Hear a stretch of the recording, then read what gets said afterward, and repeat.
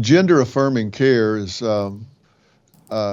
really interesting. That what they're actually talking about is sex change operations and hormonal treatment. That some of these chemicals are what they use to chemically castrate chronic pedophiles in prison, and they're giving them to early teens to arrest their development. I think that what's happening is they're denying a contagion effect, but the American Medical Association, the American Academy of Pediatrics, the American Endocrine Society, the American Psychological Association, the American Psychiatric Association have all signed off in support of gender affirming care.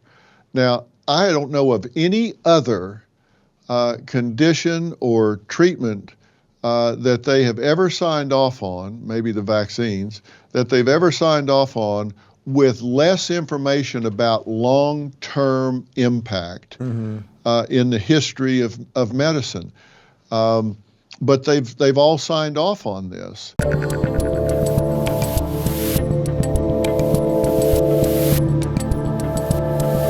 What do you make of the people that folded in the face of this? So, I know we can always make fun of Gen Z and all the young people that are confused about all this stuff, but what about the adults that were supposed to stand up and say the types of things that you've been saying for many decades and not hand the world to these people, to the fringe people?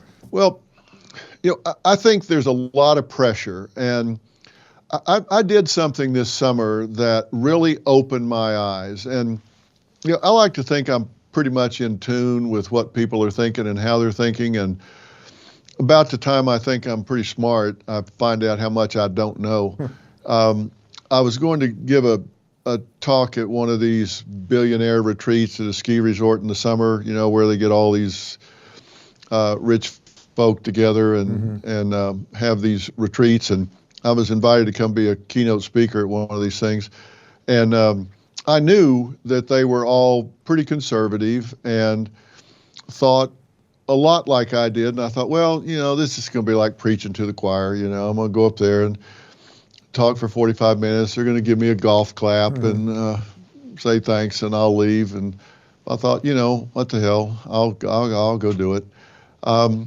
So I go up to do this, and 2.5 hours later, I finally said, hey, I got to stop. I'm about to wet my pants.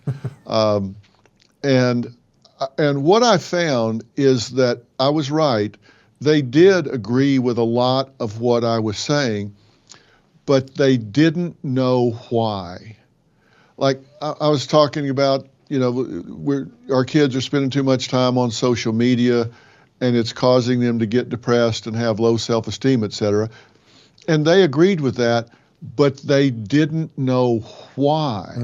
And when I started explaining to them that these algorithms are targeting them with content that upsets them, not content that interests them, but content that gets them agitated and upset, because that makes them start clicking and clicking harder and clicking harder and clicking harder.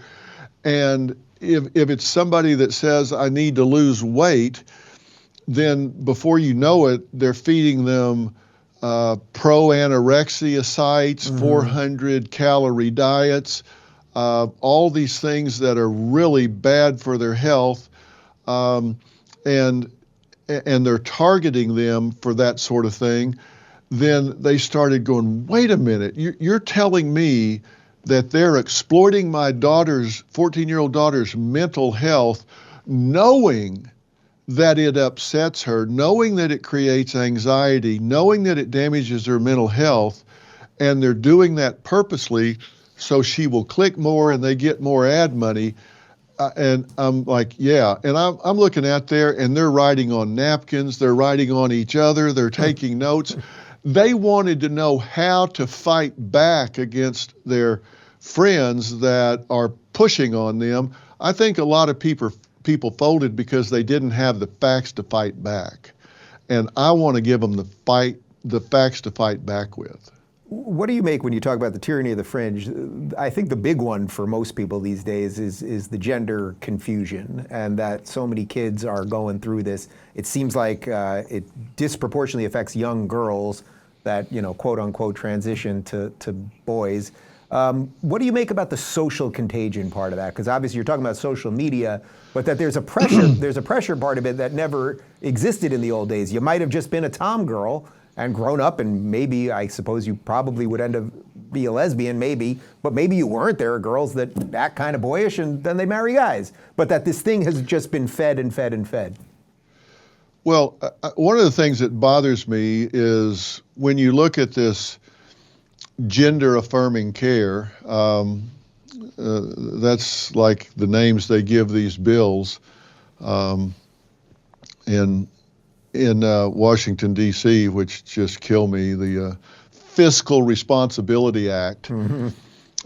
They call it the Fiscal Responsibility Act, and then they go in with $34 trillion debt and decide to add another $7 trillion on top of it or something. Inflation Reduction Act.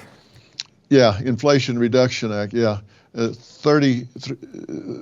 300 economists signed a letter that said this isn't going to have anything to do with inflation, but they still call it that and put it out there.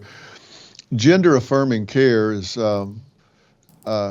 really interesting that what they're actually talking about is sex change operations and hormonal treatment that some of these chemicals are what they use to chemically castrate chronic pedophiles in prison.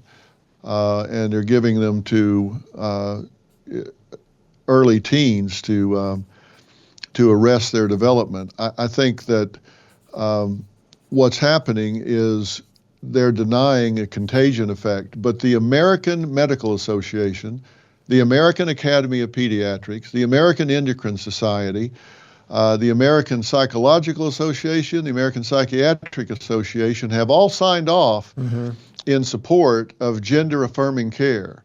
Now, I don't know of any other condition or treatment that they have ever signed off on, maybe the vaccines, that they've ever signed off on with less information about long-term impact in the history of medicine. But they've all signed off on this.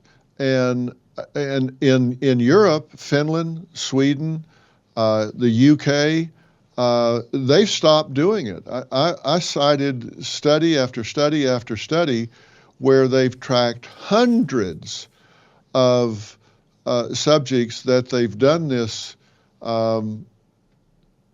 suppression treatment with and said didn't work, didn't solve the comorbid conditions that go along with it. So they've just stopped doing it. But yet all of our medical associations are signing off on it, and they're denying that there's a contagion effect. With girls, this has gone up hundreds of percent in the last few years, but yet they deny contagion effect. That's just absolutely not true. And look, people can do what they want to do, but when you're talking about children, the first thing is do no harm. And they have no evidence that they are doing no harm.